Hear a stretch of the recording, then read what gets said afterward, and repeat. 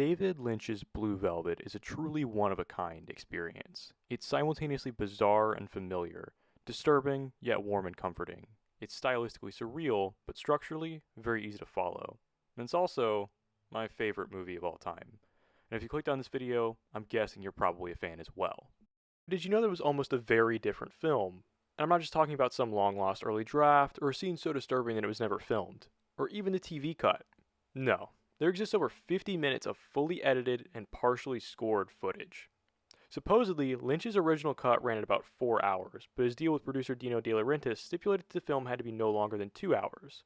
The footage was long thought to be lost forever, but in 2011 it was announced that the footage had been found and will be restored and included on the 25th anniversary Blu-ray release that same year. It's like the song Amazing Grace. The footage was lost, but now it's found.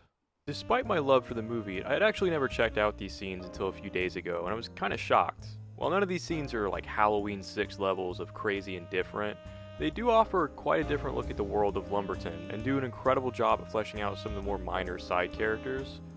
With all that said, I'll stop wasting your time and let's get down to the nitty gritty. Let's dive into the deleted scenes of Blue Velvet.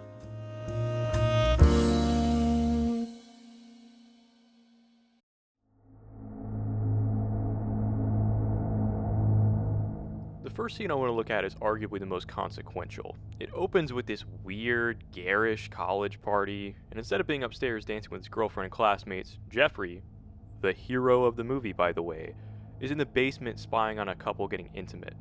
But when this random guy won't take no for an answer, good old Jeff does step in to save this poor girl. Then he goes upstairs to answer a phone call from his mother. On the way though, his girlfriend Louise casually asks him what stupid project he's working on this time. He answers the call and finds out that not only is his father in the hospital, but given how expensive said hospital stay will be, the family will no longer be able to keep him in school. He is, of course, not too pleased about this. There's also a small scene after this where Jeffrey says goodbye to his college friends and Louise, who despite treating him like complete and utter trash, insist that she loves him. You see what I mean about how important this scene is? It would have completely changed the way the audience sees Jeffrey. Like, instead of being this blank slate, kind of likable everyman whose dark side is introduced to us gradually, this just throws you right into him being a creepy weirdo. Like, he's definitely not a monster. I mean, he does save that girl, but he's voyeuristic as hell, to say the least. Another major detail is this is the end of his college career. In the final film, it's never even hinted at that he's home for good. And while he's clearly and justifiably upset, it's not like he's got some perfect life on campus. Like, Louise is clearly seeing someone else, or can't wait to start as soon as Jeffrey leaves. Which definitely explains why he's so eager to get with both high school girls and 30-something lounge singers. I'm going to throw several scenes in this section because they're a whole lot more interesting as one big sequence than they are individually. The first one involves Jeffrey's mother and his Aunt Barbara coming to pick him up from the airport. When they get home, he walks up to his childhood bedroom, and Kyle MacLachlan is so good at conveying this somberness and existentialism with no dialogue whatsoever. Right after that, there's this absolutely incredible tracking shot of the trees and the night sky above their neighborhood. It does such a perfect job of setting the mood. It's like Evil Dead meets the tracking shots of The Shining. Just this ominous spookiness. If I could keep one of these deleted scenes and restore it back into the movie, it would definitely be this one. The next morning, Jeffrey, his mother, and Aunt Barbara have breakfast, and he lashes out at his mom a little bit after she's like, hey, don't tell your dad that you had to quit college right now. It would just be too much for him to bear. This scene would have led into the actual theatrical introduction to Jeffrey, and it definitely gives a whole lot more context as to why he's pissily throwing rocks at bottles. There's also a little scene of Mrs. Beaumont and Aunt Barbara doing the dishes and singing, so that's cute, I guess. Lastly, Jeffrey calls Louise, and surprise, surprise, she wants permission to go to an event with some other guy.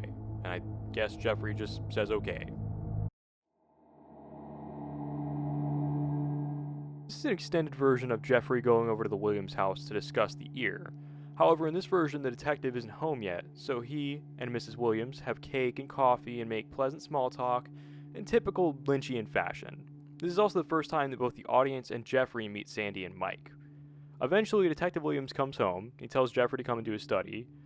I guess this would have led into the scene that's actually in the final film where Detective Williams basically tells him to stop being nosy as fuck.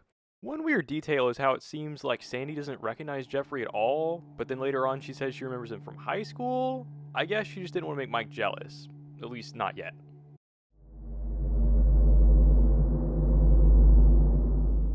Mrs. Beaumont is getting a shot in the arm from the family physician for some reason.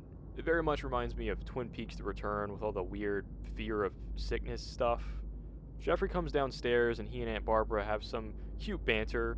These deleted scenes do a great job of fleshing out both her as a character and especially her relationship with her nephew. In the theatrical cut, she comes across as just very geriatric and strange, but in the extra footage, you really get the sense that she's more fun and eccentric rather than just being Lynchian and weird for the sake of it.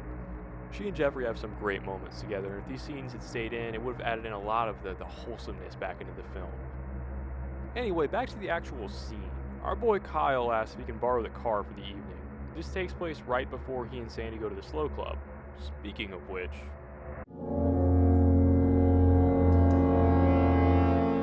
there's an extended version of Sandy and Jeffrey discussing their plan on the way to go see Dorothy sing.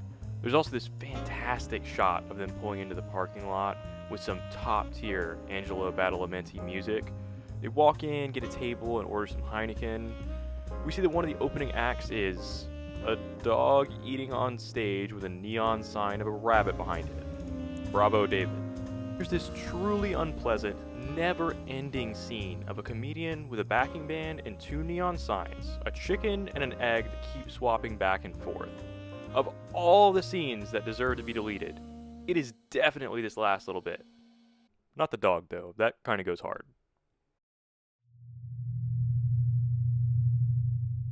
This is a great little scene that takes place right after, Jeffrey hiding in the closet and our little introduction to Frank. Kyle comes home and is confronted by his mom looking more pissed off than usual. I mean, she's got RBF for real. She basically tells him that he can't just stay out all night and that there are rules, and she also asks him why he has a big-ass cut on the side of his face. He says, "Oh, just cuz." I honestly wish they left this in. It does a great job of showing that there are actual consequences for all this Hardy Boy nonsense that he's been doing. Oh yeah, there's a scene where Luis and Jeffrey break up over the phone, because, yeah, of course.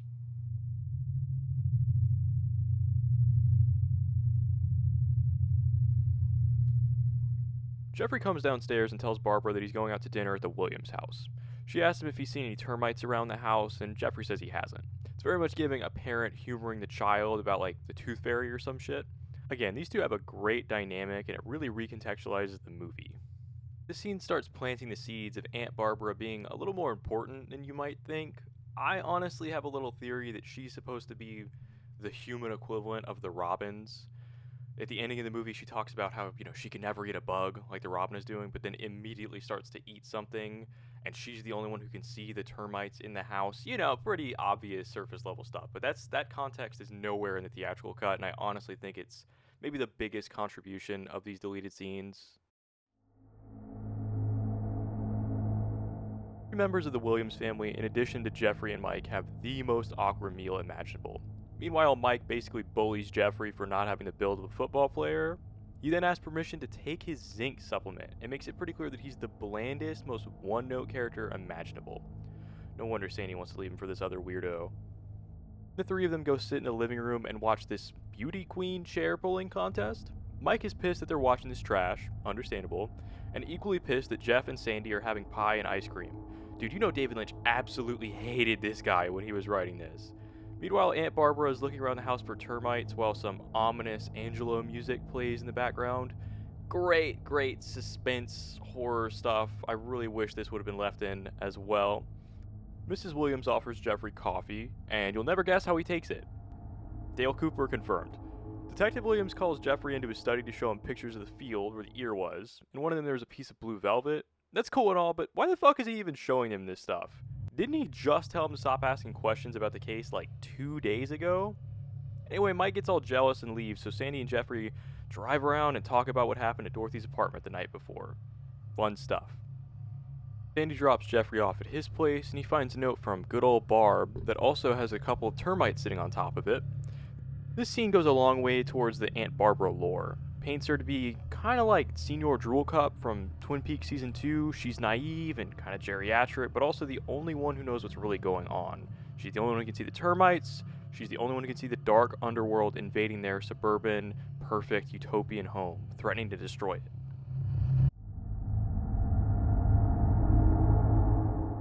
Okay, so far all this footage has been focused on the more mundane side of the characters and of the world. None of the darker, weird stuff from the second half of the movie. AKA, so far, no extra scenes with Frank. But the good news is that from here on out, it's kinda nothing but that stuff. First scene is another one that I really wish would have been left in. Jeffrey calls Dorothy's apartment, presumably in between his first and second visit, but instead of David Lynch's ex-wife, it's Dennis Hopper. This is an incredibly tense scene. There's just this silence as we, the audience, wait for one of them to say something. And of course, Frank comes through with one of his trademark lines. He has such a way with words. Absolutely love this scene. One of my favorite things about David Lynch as a director is his ability to go from clean-cut, mundane suburbia to just absolute nightmare horror. I feel like this scene would have added so much to Frank's just menace and dread and this dream logic terror.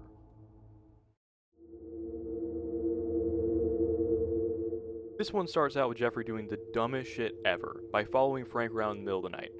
Frank parks his car and then angrily walks through the ear field.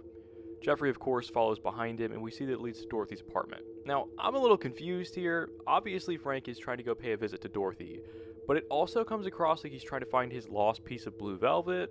I guess it doesn't really matter. Then we see Jeffrey go up to her apartment after Frank has already left, and it seems like this is an alternate version of a scene that is in the final film, the scene where Dorothy tells Jeffrey about how she looked for him in her closet, and, do you like me? And all that stuff.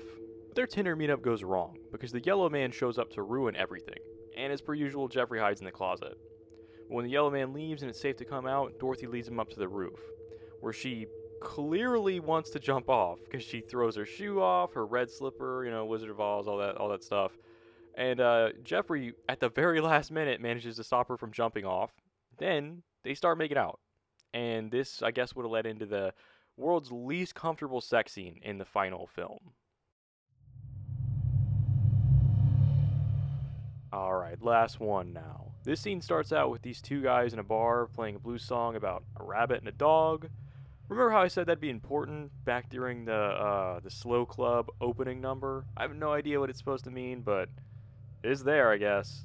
Then Frank and his crew, along with Kyle and Isabella, come walking in. We see Brad Dourif acquire the infamous Pabst Blue Ribbon, and Frank threatens this random dude about some coke deal gone wrong. Oh, and this woman has flaming nipples. Can't forget that crucial detail.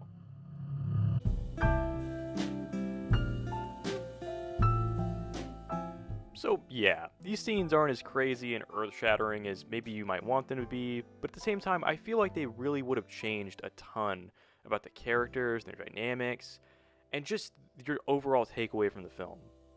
Like I said earlier, had these scenes stayed in, Jeffrey would have been a lot less likable and more overtly creepy. Aunt Barbara, Mike, and Mrs. Beaumont would have been a lot more fleshed out. And I think with the context that Jeffrey's college career is essentially outright over, you kind of see his whole arc in a different light. I also didn't cover all the footage. There's a few other ones here and there, and some scenes that haven't been fully recovered and only exist as like a clip show. Overall, I wish the 3 tracking shots of the nighttime trees, the Frank phone call, and maybe the Williamson dinner stuff and termite stuff would have been left in. But it's also definitely for the best that the final film isn't any longer than 2 hours. It's paced really well, and these scenes would have dragged it down more than improved it. But if you're a fan of Blue Velvet, go track down the Criterion Collection version. It's really awesome. That's where all these scenes are from. And check them out, because it really does add a lot to the world of Lumberton and to David Lynch's masterpiece.